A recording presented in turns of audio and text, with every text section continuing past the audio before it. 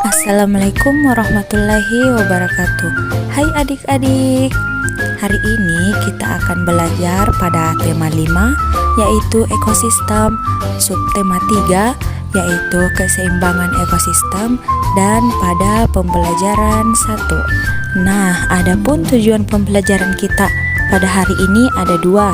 Yang pertama, dengan mengamati gambar yang ada, siswa mampu memahami dan menjelaskan hubungan antar makhluk hidup, menjelaskan perbedaan antara simbiosis, parasitisme, komensalisme, dan mutualisme, serta menyimpulkan mengenai hubungan khas makhluk hidup secara benar.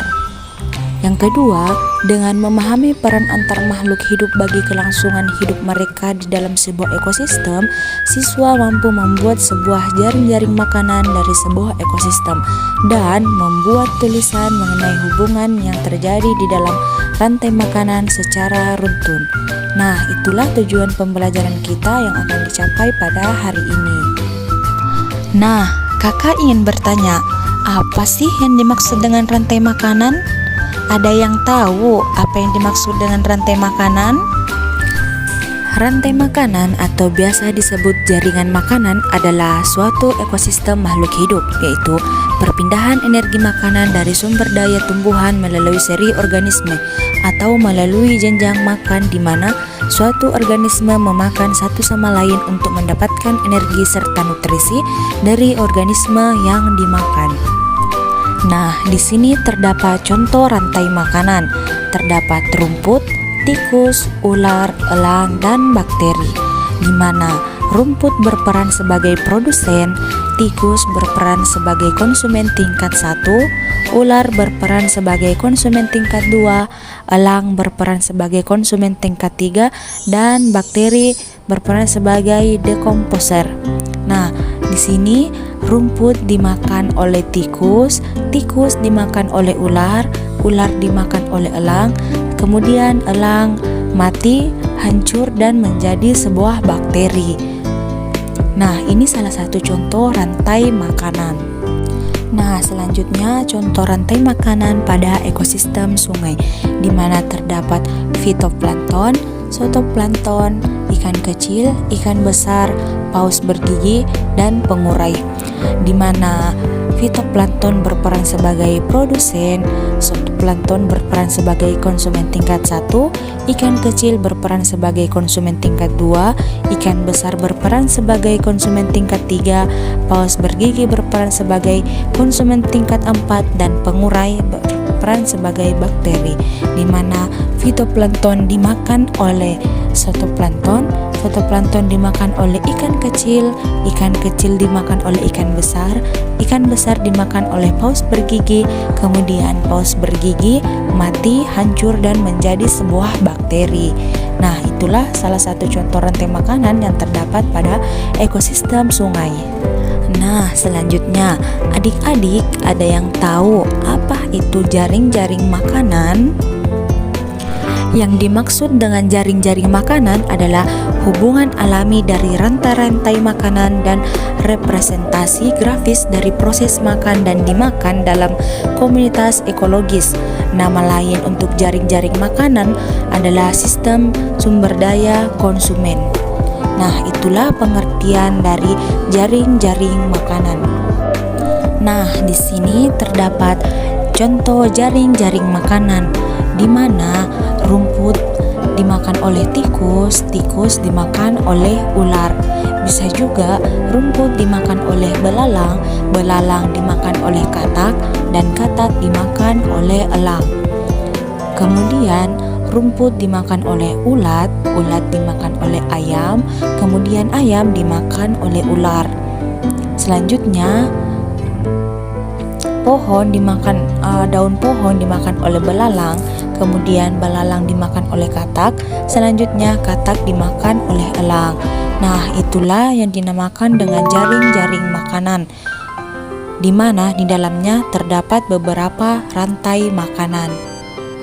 Contoh jaring-jaring makanan selanjutnya yaitu di sini terdapat padi dimakan oleh burung, burung dimakan oleh musang, musang dimakan oleh elang, kemudian elang mati menjadi sebuah bakteri. Kemudian padi dimakan oleh tikus, tikus dimakan oleh elang, kemudian elang mati menjadi bakteri. Bisa jadi padi dimakan oleh burung, burung dimakan oleh elang, kemudian elang mati menjadi bakteri. Nah, itulah tadi sebuah jaring-jaring makanan. Selanjutnya, kita akan membahas mengenai jenis-jenis simbiosis pada makhluk hidup. Nah, jenis-jenis simbiosis ada 3. Yang pertama, simbiosis komensalisme. Simbiosis yang kedua ialah simbiosis mutualisme. Dan simbiosis yang ketiga adalah simbiosis parasitisme. Itulah ketiga simbiosis yang akan kita bahas selanjutnya.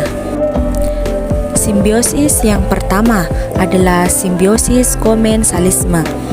Adapun yang dimaksud dengan simbiosis komensalisme adalah sebuah interaksi antara dua makhluk hidup yang menguntungkan salah satu organisme, sementara organisme lain tidak dirugikan dan tidak diuntungkan atau disebut dengan netral. Nah, di sini terdapat salah satu contoh simbiosis komensalisme, yaitu terjadi pada ikan remora dan ikan hiu, di mana pada saat setelah ikan hiu makan, biasanya terdapat sisa-sisa makanan yang berjatuhan di sekitar area tubuh ikan hiu. Nah, di saat makanan-makanan tersebut jatuh, datanglah ikan remora atau biasa disebut dengan ikan-ikan kecil yang menempel dengan hiu untuk mengambil sisa-sisa makanan dari hiu. Ikan hiu tidak dirugikan dan juga tidak diuntungkan, dan ikan remora merasa diuntungkan karena memakan sisa-sisa makanan pada ikan hiu. Selanjutnya, simbiosis yang kedua ialah simbiosis mutualisme, yang mana yang dimaksud dengan simbiosis mutualisme adalah hubungan antara dua organisme yang berbeda jenis namun saling menguntungkan satu sama lainnya. Hubungan ini sangat positif karena kedua belah pihak saling diuntungkan. Contoh simbiosis mutualisme yang mana terjadi pada kupu-kupu dan bunga, di mana kupu-kupu mengisap nektar yang terdapat pada bunga, sedangkan hubungan timbal baliknya adalah bunga mendapatkan bantuan dari gerakan kupu-kupu untuk penyerbukan. Nah, hubungan antara dua organisme ini ialah saling menguntungkan atau disebut dengan simbiosis mutualisme. Nah, simbiosis yang terakhir adalah simbiosis parasitisme. Adapun yang dimaksud dengan simbiosis parasitisme adalah keterbalikan dari simbiosis mutualisme, di mana simbiosis parasitisme merupakan kondisi ketergantungan yang terjadi ketika pihak yang satu mendapatkan keuntungan namun merugikan bagi pihak lainnya. Nah, di sini terdapat salah satu contoh simbiosis parasitisme yang mana terjadi pada nyamuk dan manusia. Di sini nyamuk mendapatkan keuntungan dengan menghisap darah dari manusia, sedangkan manusia merasa dirugikan karena dapat terjangkit penyakit berbahaya. Nah, di sini terjadi hubungan satu diuntungkan dan yang satu dirugikan. Nah, di sini terdapat salah satu contoh lagi simbiosis parasitisme yang mana terjadi pada lalat dan buah. Di sini lalat mendapatkan makanan dari buah sekaligus bisa berkembang biak pada buah yang disinggahinya. Dan buah yang dihinggapi lalat merugi karena akan membusuk.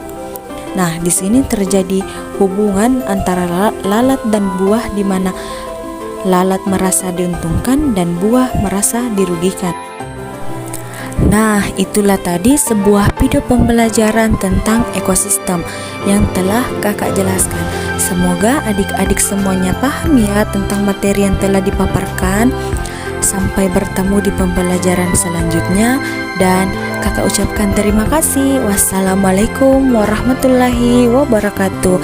Dadah adik-adik.